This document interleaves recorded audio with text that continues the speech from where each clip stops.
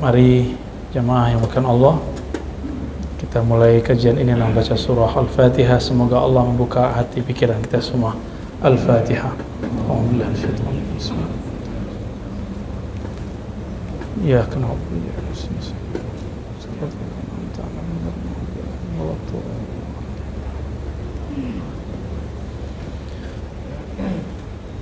Bismillah walhamdulillah wa bisanadina al-muttasil ila sayyidina Nabi sallallahu alaihi wasallam qala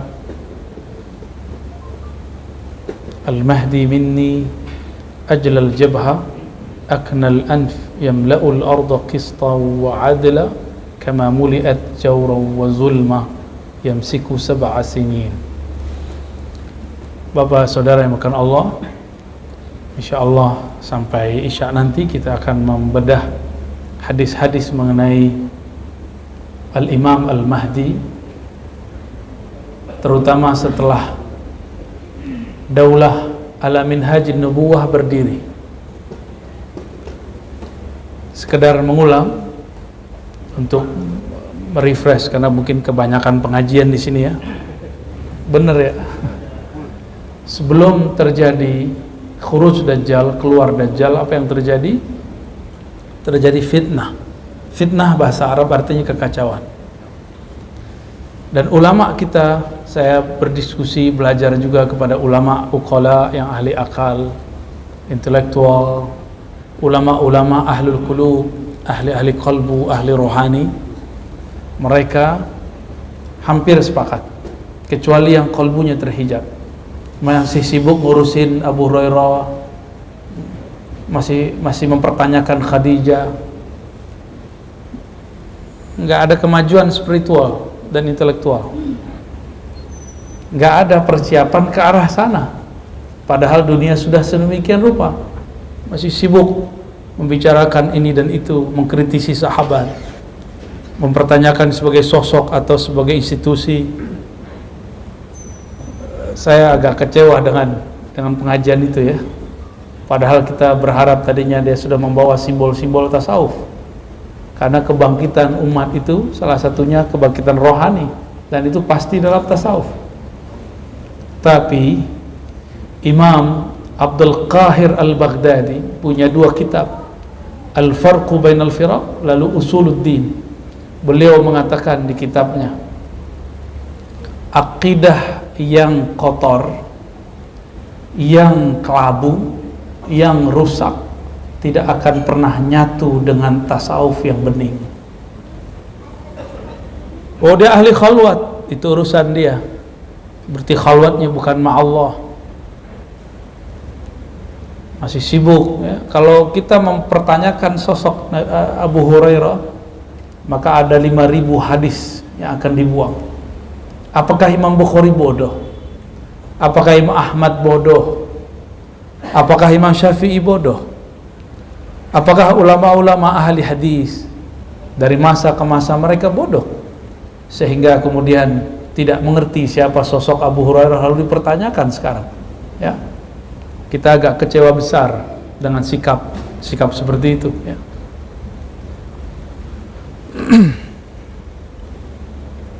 Perdebatan itu pernah muncul dulu tahun 40-an, 50-an, 60-an, 70-an di Mesir. Ketika muncul kelompok namanya Inkarus Sunnah. Apa nama kelompoknya? Inkarus Sunnah. Dulu ada tokohnya namanya Abu Rayah. Abu juga, Abu Rayah. Dan dia menuduh Abu Rayah itu cuma seorang pemalsu hadis. Masa 3,5 tahun bisa hadis lebih banyak daripada Ali, lebih banyak daripada yang lain? Belum lagi nanti mereka mengatakan hadis Abu Hurairah adalah produk politik. Macam-macam lah ya. Kul ma syi'ta, katakan yang kamu mau ya. Kita sudah punya panduan dari dulu. Bahaya nggak?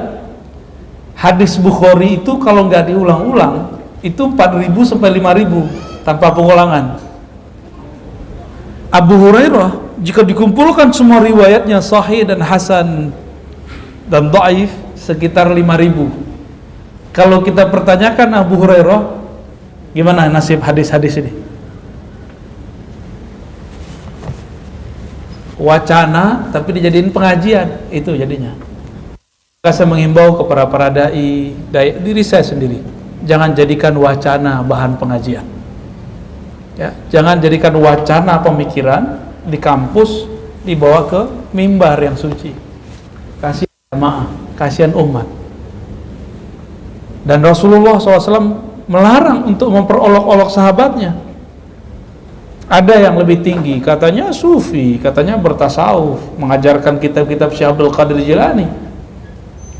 Apa ada zikir dia lebih banyak dari Abu Hurairah? Abu Hurairah zikir setiap malam 12.000. Antum lihat kisahnya, dan itu riwayatnya sahih.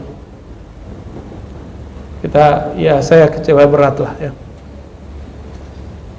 Semoga beliau memperbaiki di masa depan ya. Amin ya. Kita nggak ada kebencian dengan seseorang, tapi kalau dia membenci sahabat Nabi, maka dia layak dibenci ya.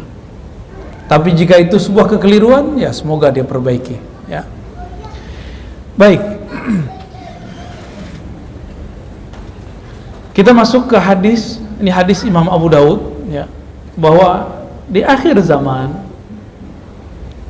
akan terjadi fitnah akhir zaman, dan itu panjang.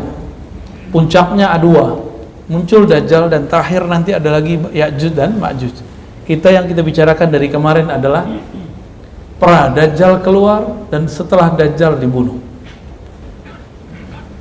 Tadi saya katakan kami dialog dengan ulama-ulama ahlul qulub, ulama-ulama intelektual, dan mereka cenderung mengatakan apa?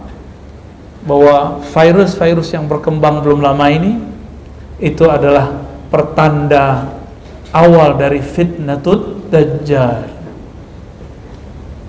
Secara kedokteran silakan katakan ahli kedokteran, secara politik silakan, bisnis silakan. Saya membicarakan sisi yang lain. Kalau dokter boleh berbicara sisi dia, kenapa saya nggak boleh berbicara sisi saya? Ya, mungkin ada beberapa orang yang mungkin mengatakan, Ustadz ini dongeng. Kita butuh sesuatu yang real ya. Ini juga ada hadisnya. Kita punya data. Sebelum ilmu kamu ada, hadis ini sudah ada. Sebelum ilmu kedokteran, politik, bisnis semua ada, ilmu ini sudah ada. Ya, jangan terlalu sombong lah. Kemudian mengatakan orang yang berbeda faham, beda pandangan dengan kita, kemudian dongeng ya.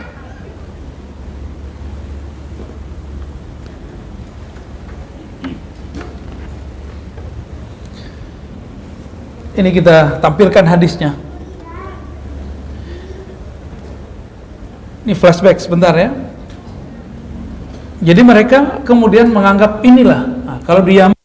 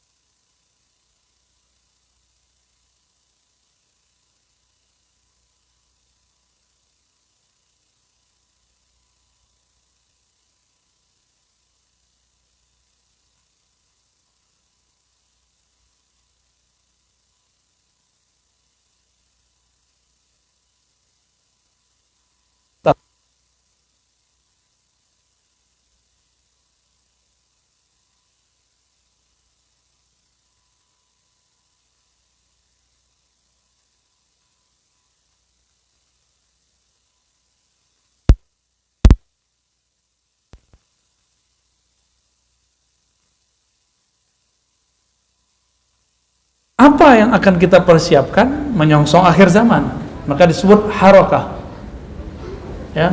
Lalu tujuannya sampai kemana? Tujuannya itu yang kelima yang Nabi sebut, summa yakunu ya. Lalu setelah itu ada daulah, kekuasaan ala minhajin nubuwah, dalam manhaj kenabian. Itu. Jadi fikih akhir zaman saya baginya dua, harokah. Nah, harokah ini pergerakan. Bergerak tuh berarti nggak boleh diam tuh. Karena sekarang zamannya alhamdulillah masih belum zaman perang militer, kita nikmati. Sekarang perang apa? Perang opini kan? Ya, ada yang ngajak saya debat kemarin kan? Nggak datang, perang aja dia di YouTube. Maka kita katakan ke depan kami tidak akan lagi mau menerima tantangan kalian. Cemen, ya, nggak akan saya terima lagi. Kita sudah sediain waktu, banyak aja alasannya. Malah memanfaatkan oknum polisi. Malah kita disalah-salahin di situ. Ya salah. Jangan-jangan Anda terpapar, Pak Polisi. Ya. Semoga Pak Polisi yang lain tidak terpapar ya. Amin. Semoga yang ngurus bangsa ini, yang jaga bangsa ini aman kalbunya, aman akidahnya. Amin ya rabbal alamin. Itu bagi saya sangat menyakitkan sebenarnya. Ya. Bukan menyakitkan kita dendam, tidak. Loh kok gitu amat ya? Ramainya di YouTube. Di depan kita nggak ada satupun. Ramai doang. Dia kira dengan membuat framing, begitu orang percaya. Orang kan bisa buat framing baru. Tapi saya bukan mau mengatakan itu, saudara-saudara yang melakukan Allah. Sekarang perangnya perang media. Ya, maka saya mengimbau para asatiz ahlus sunnah yang moderat, yang kalbunya bening, akidahnya lurus, bertasawuf. Ayo, antum isi ruang kosong di YouTube itu. Maka kita jauh-jauh hari udah ngomong ke teman-teman di MRBJ, ayo semua pengajian kalau bisa di live kan. Kalau ada salah nanti ya di private. Gitu. Kalau yang aneh-aneh private. Yang penting di live kan dulu, ini syiar kita. Maka kita juga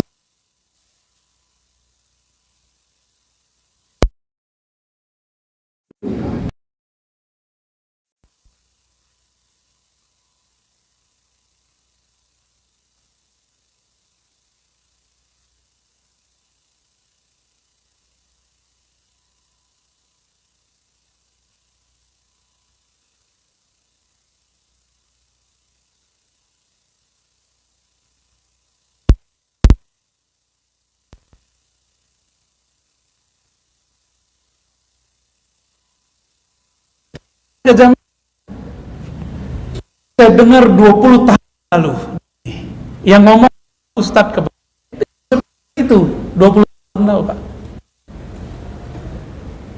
Kira-kira kalau sudah debat tidak ada mereka terus antum dia ini sih masjid ini diklaim masjid mereka dulu ini. Lah pengurusnya ada pengurus yang belum benar, ya, masih belum sadar maksudnya. Gini modelnya belum paham juga. Udah begini gaulnya belum paham juga. Makanya gebrak meja loh depan Said Agil Al-Munawar, guru kita. Rasul. Ternyata mereka emang nggak percaya zuriat Rasulullah Sallallahu Alaihi Wasallam. Orang tua nggak boleh saya gebrak. Ini keturunan Rasulullah Sallallahu Alaihi Wasallam. Kecuali dia ada perkara yang memang sisi manusiawinya. Ini beliau berbicara baik di masjid. Maka ciri-ciri pengikut Dajjal sekarang sudah bisa dideteksi. Tidak percaya zuriat Rasulullah SAW. Hati-hati ya tuh ya. Kalau punya ustadz gak percaya zuriat Nabi, hati-hati itu dia tuh. Semoga dia berubah sebelum saatnya terjadi. Kenapa? Ini hadisnya yang mau kita baca. Al-Mahdi minni, ya. Al-Mahdi itu dari keturunanku. Al-Mahdi minni min itrati. Al-Mahdi itu dari keturunanku, dari itrahku. Min waladi Fatimah. Lihat Fatimah. Ini hadisnya, kita crop coba. Lihat jelas ya. Ini nomor hadisnya. Ini nomor hadisnya ya. 4284. Ini namanya sanad. Ahmad ibn Ibrahim, ini sanad namanya. Jadi hadis itu tidak langsung didapat oleh imam dari Nabi. Si imam ini berguru juga kepada seseorang atau banyak orang. Maka kalau kita ikut sunnah Nabi, wajib punya guru. Karena imam, pengamal, dan pengumpul sunnah ini berguru. Tapi kata kawan kita sekarang, gak boleh ikut ustadz, gak boleh ikut imam, gak boleh ikut kiai, langsung saja kepada. Nah, ini saya ulang-ulang terus Pak, karena mereka mengulang-ulang di luar sana. Ulang lagi di sini, kita bersihkan cara berpikir begitu, kita riset ulang. Itu brainwash. Ikut Allah saja, ikut Rasul saja. Kita tanya, gimana cara ikut Rasul? Baca Sahih Bukhari, Sunan Abu Daud. Ini yang saya bawa namanya Sunan Abu Daud, kitab hadis ketiga di bawah Bukhari, Muslim. Ini Sunan Abu Daud, kawan Imam Bukhari dalam berguru. Ini mereka sepengajian. Bedanya Sahih Bukhari lebih mentereng aja daripada Sunan Abu Daud. Cuma mereka punya kriteria masing-masing dalam bab sahih. Mereka berguru. Siapa guru dia? Ahmad ibn Ibrahim, itu gurunya. Dari Abdullah bin Ja'far Ar-Raqi, qala hadatsana Abdul Malik, terus sampai ke an Ummi Salamah, dari Ummu Salamah. Apa kata Ummu Salamah, ini istri Rasulullah? Sami'tu Rasulullah sallallahu alaihi wasallam yaqul, al-mahdi minni min itrati. Al-mahdi, Imam Mahdi itu min itrati. Kenapa Nabi nggak perlu nyebut imam? Ya beliau Nabi, imam mah di bawahnya, nggak perlu ada kata imam. Ya, kita yang perlu menyebut kata imam sebagai respect kepada beliau. Al-Mahdi itu min itrati. Apa arti itrah? Terah. Udah jadi bahasa Indonesia? Al-Mahdi itu terah, dia terahku. Terahnya Rasulullah min waladi Fatimah. Ini khusus. Keturunan Rasulullah hanya lewat Sayyidah Fatimah. Maka yang ingkar kepada keturunan Rasulullah berarti dia ingkar kepada Imam Al-Mahdi.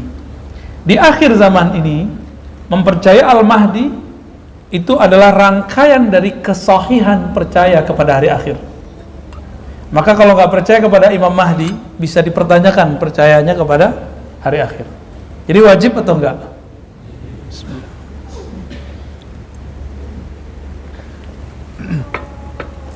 Jadi percaya terhadap hari akhir, di dalamnya ada tanda-tanda kiamat. Salah satunya khurujul Mahdi, munculnya Al-Imam Al-Mahdi. Ini hadisnya. Berarti mulai hari ini hormat nggak sama zuriat Nabi? Hormat. Tapi manusia biasa, mereka manusia biasa. Karena di darahnya ada darah Rasulullah Sallallahu Alaihi Wasallam. Habaib itu sebenarnya gelar tinggi. Setiap yang lahir itu gelarnya Sayyid. Cuma sama kita udah muka Arab aja, punya fam lagi langsung panggil Habib. Enggak. Yang berhak dipanggil Habib sebenarnya adalah Zur.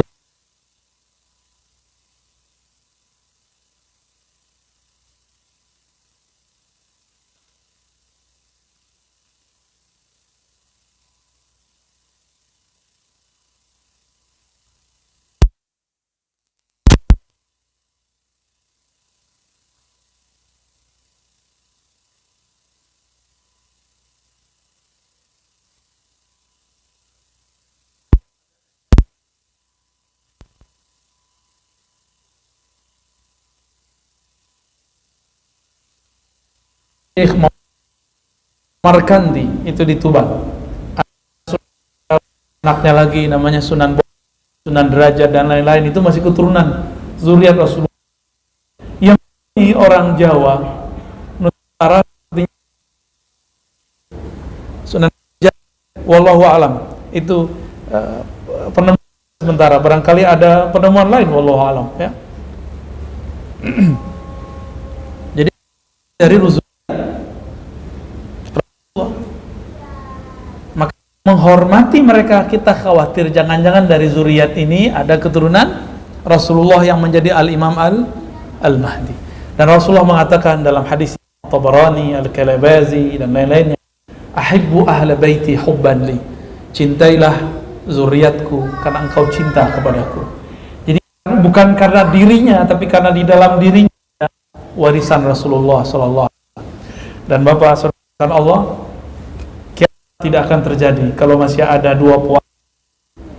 Satu pewaris ilmu Rasulullah, yang kedua pewaris nasab Rasulullah sallallahu alaihi wasallam, ya. Itu para sayyid, ya. Itu mereka, beban mereka lebih berat dari kita. Karena kalau dosanya itu digedein. Satu gede hitungnya. Kenapa mereka bawa Rasulullah sallallahu alaihi? Bukan berarti para sayyid ini tidak ada dosa. Mereka ada dosa. Sama kayak kita persis. Yang nggak belajar ya nggak jadi ulama. Yang dagang ya jadi pedagang. Yang sekolah, yang berpolitik jadi politisi. Sama kayak manusia biasa. Perbedaannya, dia dipilih Allah menjadi zuriat Rasulullah SAW. Kita bukan. Gitu ya. Karena kita bukan zuriatnya dari sisi nasab, maka carilah nurnya dari sisi ilmu. Ini hadisnya. Hadis ini sahih, ya. Oke. Ini satu riwayat.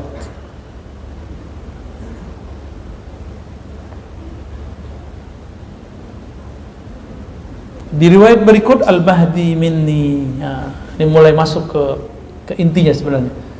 Imam Mahdi itu keturunanku. Al-Mahdi artinya yang diberi guidance, hidayah. Hidayah itu turunnya kemana? Ke kalbu. Wa may yu'min billahi yahdi qalbah. Siapa yang percaya kepada Allah, maka Allah hidayahi kalbunya. Allah hidayahkan. Orang yang dapat hidayah namanya Mahdi. Maka pengikut Imam Al-Mahdi namanya Al-Mahdiyin. Ya? Apa nama pengikutnya? Al-Mahdiyin. Oke. Kelihatan Al-Mahdi. Nah, kelompok pengikut dia disebut dengan Al-Mahdiyin. Ya.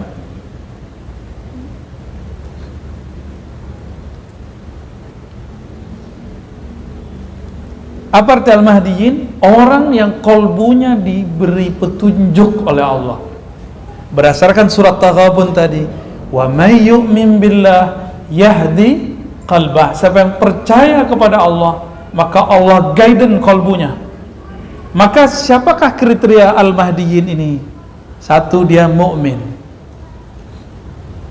Ya, mukmin. Satu. Mukminnya tidak hanya dengan mulut, tapi dia bergerak dengan kolbunya. Maka dia ahlul qulub, ya, ahli kolbu. Kolbunya hidup, karena hidayah turunnya ke dalam kolbu. Hidayah nggak turun ke sini, Pak. Maka bisa jadi orang tamat pesantren nggak dapat hidayah, apalagi di luar pesantren. Ya. Orang tamat UIN aja bisa liberal, apalagi antum. Jangan dibalik. UIN liberal sesat. Kalau tamat UIN bisa sesat, antum gimana ceritanya? Jangan dibalik. Ini logikanya sekarang dibalik. Karena mungkin ada kecemburuan dari orang tamat universitas yang sana. Mereka nggak mau, ya, nggak mau ditinggal oleh jemaahnya, atau pengen menghancurkan pamor ulama yang tamatan UIN, IAIN. Gimana caranya? Tuduh aja UIN, IAIN liberal. Tuduh aja itu murtad. Biar jamaah ngaji ke dia, kan gitu jadinya. Biar umat tidak ikut. Kan begitu. Itu sudah bagian dari dajajilah, pembohongan, pembuatan opini yang tidak benar. Kalau di kampus UIN orang masih bisa keliru, padahal di situ diskusi keagamaannya tiap hari, kira-kira antum yang ngaji kitab bagaimana? Lebih gawat lagi. Jangan dikira pemikiran begitu cuma ada di sini. Ummul Qura banyak, di Madinah ada. Antum kan nggak suka sama orang yang aneh-aneh dikit. Padahal kadang aneh itu ada yang benar loh.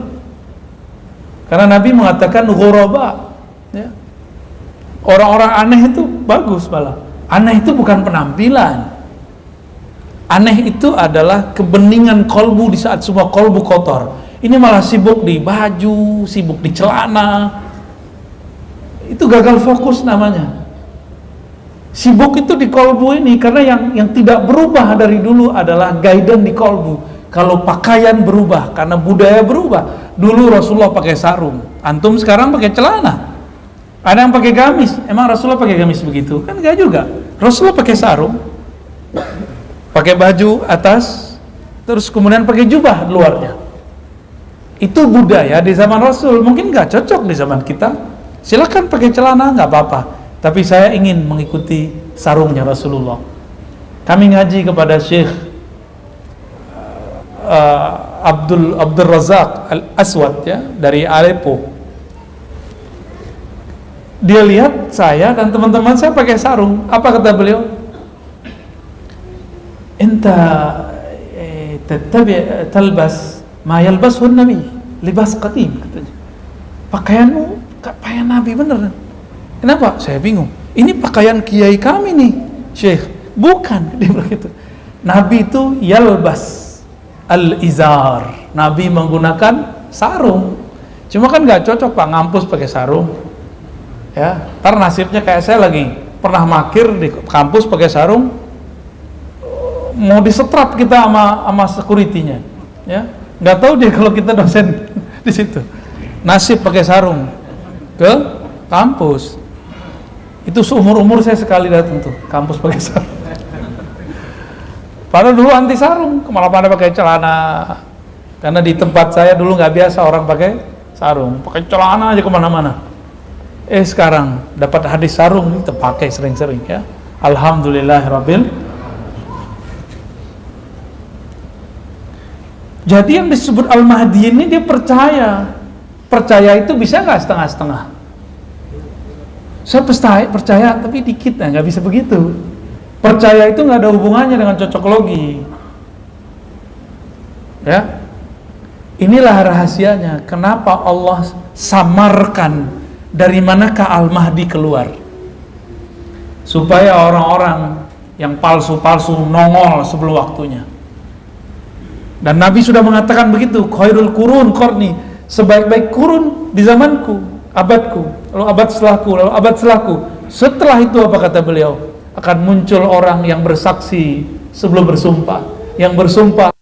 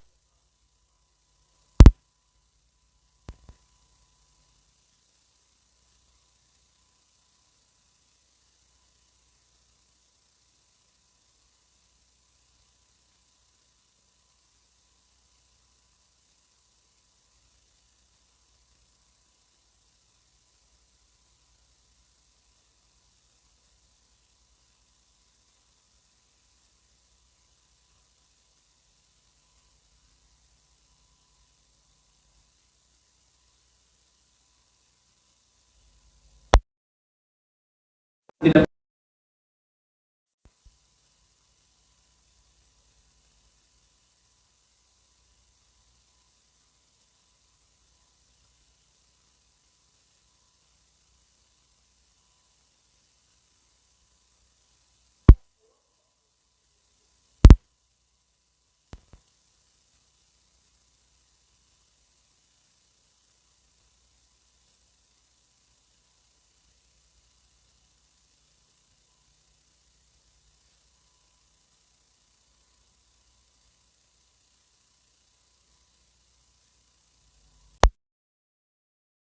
Bukan hafalan, ilmu ini bukan ilmu hafalan.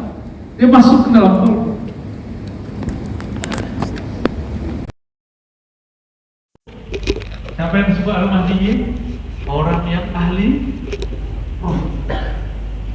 Ma'rifatnya tidak hanya semua ma'rifat. Ma'rifatnya ma'rifat zikir, ijazahan, wirid, sampai di situ. Riyadhah, mujahadah, zikir, ijazahan, udah gitu aja. Namanya thariqat. Nggak cukup di situ. Thariqatnya harus terus sampai thariqat rohani.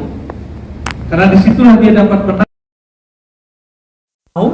wa ta'ala. Jadi min billahi yahdi kepada Allah, maka Allah guidance kalbunya lewat ruh. Gitu cara menerjemah ayat ini. Ya, surat At-Taghabun.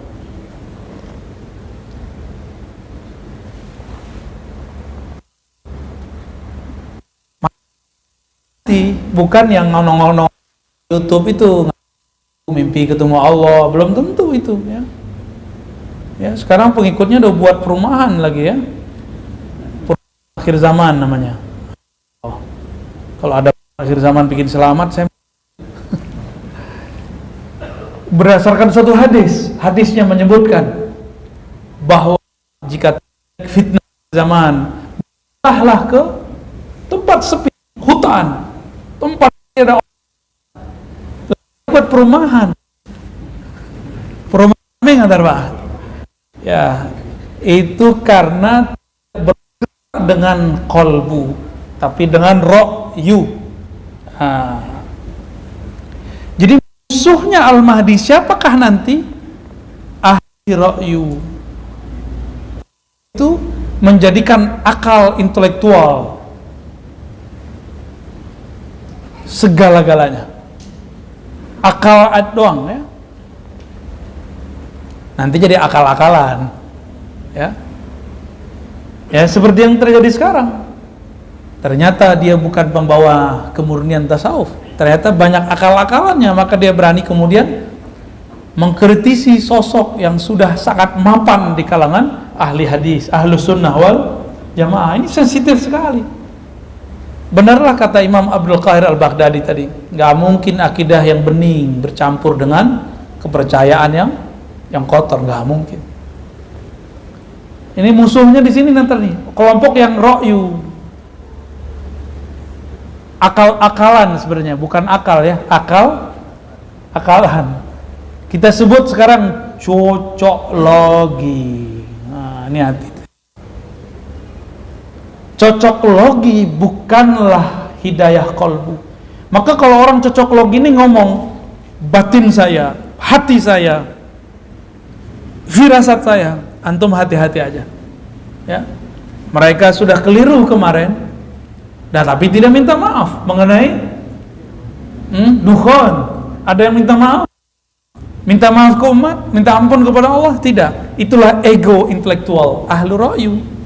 Orang ahlu ro'yu itu nggak mau minta maaf, gengsi, takut dia kemudian kalau minta maaf menurunkan pamornya. Padahal orang yang ilmiah itu mau mengaku salah. Ahli qalb memaafkan di saat orang menyerangnya, di saat orang membencinya, dia nggak masalah bagi dia. Jadi pembedanya apa? Di sini ahli ruh. Nanti jadi perangnya ini nanti nih. Orang yang ro'yu. Ro'yu ini terbagi dua. Ada yang pakai teks, ada yang pakai konteks. Pakai teks, dalil ini, maka pertanyaannya mana dalil mulu? Ro'yu juga itu. Walaupun dia mengira dengan menyebutkan dalil itu sudah nyambung, belum tentu nyambung. Ketersambungan pemahamannya harus dibuktikan, nyambung gak dengan ulama? Kalau enggak masuk. Ya. Kemudian coba perhatikan di hadisnya ya.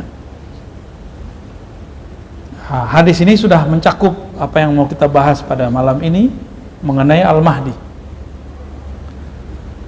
Ini ciri-ciri fisik. Nah, di sini banyak orang stres ngaku nih. Ajlal jabhah, jidatnya agak lebar. Hati-hati antum yang lebar tuh ya. Ntar lagi stres ngaku Al-Mahdi lagi. Beruntung lagi jidatnya nggak lebar. Aman. Aknal anf ini mancung lah ya, tapi nggak mancung amat gitu. Yamlaul arda qista. Nih dia. Jadi setelah nanti Dajjal kalah, kan Sekarang pembahasannya itu ya, setelah Dajjal kalah. Yamla'ul arda qista. Dia akan memenuhi bumi dengan qista. Apa arti qista? Keseimbangan. Wa adla, keadilan. Semua orang pengen keadilan kan? Sekarang banyak yang menurut kita nggak adil. Kenapa? Karena kita dapat persepsi dari YouTube, dari berita. Persepsi itu yang membuat kita tidak mengatakan tidak adil, tapi ada kelompok lain mengatakan adil. Karena dia baca persepsi yang lain. Jadi jangan-jangan persepsi kita yang mengatakan adil tidak adil. Kalau nanti tidak ada persepsi, semuanya objektif. Kama muliat jawran wa zulma. Sebagaimana sebelumnya bumi dipenuhi oleh kezaliman. Yamliku sab'a sinin, menguasai selama 7 tahun. Di hadis yang lain 8, di hadis yang lain 9. Maka saya mengambil yang 9 tahun. 9 tahun. Masih ingat Dajjal berapa hari di bumi? 1 hari sama dengan 365 hari setahun. Gak usah khawatir, nanti Allah ganti. Setahun, bukan tahun, sehari bersama Al-Mahdi nanti sama rasanya dengan setahun. Hitung aja tuh, 9 kali 365 kali 365, rasanya ribuan tahun, rasanya. Tetap hitungannya 9 tahun. Itu kenapa? Karena farhan, karena sangat bahagia. Kenapa bersama Ad-Dajjal terasa lama? Karena merasa mencekam, tersiksa. Jadi dua nih waktu. Ada waktu yang membuat kita terasa lama, itu karena tersiksa. Ada yang karena saking bahagianya. Nanti di zaman itu, di pendek cerita kita simpulkan banyak hadis. Di zaman itu gak ada lagi orang yang berhak menerima zakat. Maka mumpung yang punya rumah kosong, punya rumah nganggur, kasihlah ke orang-orang yang nggak punya rumah tuh. Yang punya harta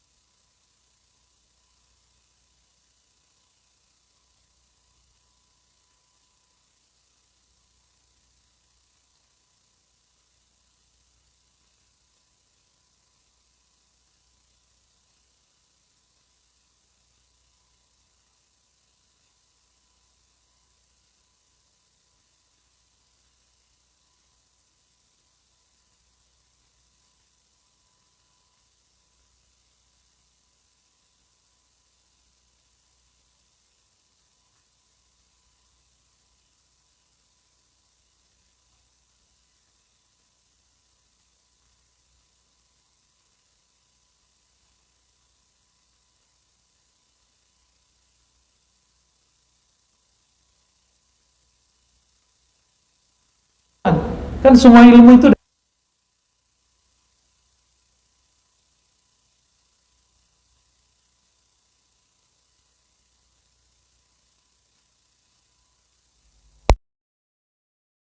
sini berapa tahun di hadisnya? 9 tahun. Ini kita tunjukkan, semoga ini ketemu di setelah ini hadis yang menunjukkan bocorannya bagus. 9 tahun ya. Nah, di sini ada.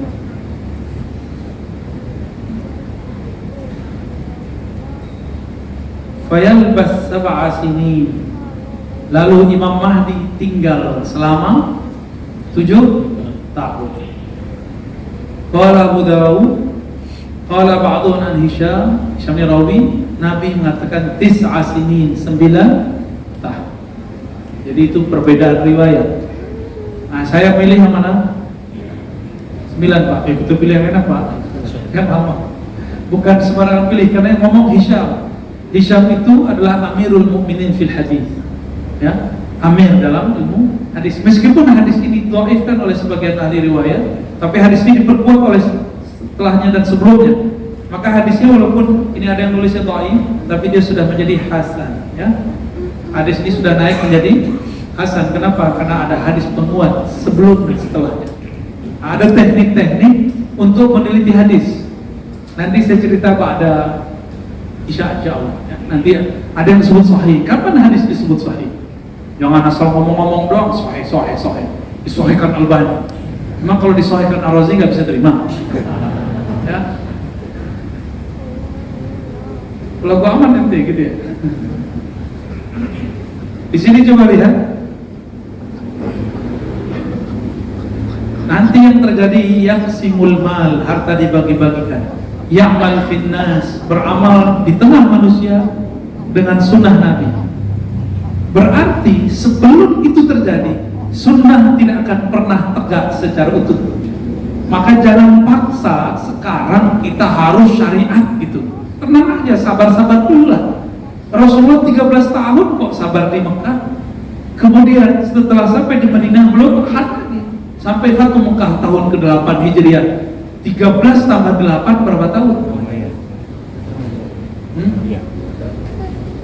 13 tambah 8 21. Ini kita bakal nunggu nggak nyampe sampai 21 tahun. Nah aja. Ini awal pandemi tahun berapa? Kita akan ada dampaknya 2020. Ya nggak nyampe lah. Paling-paling umur Nabi di Mekah. Umur Nabi di Mekah berapa?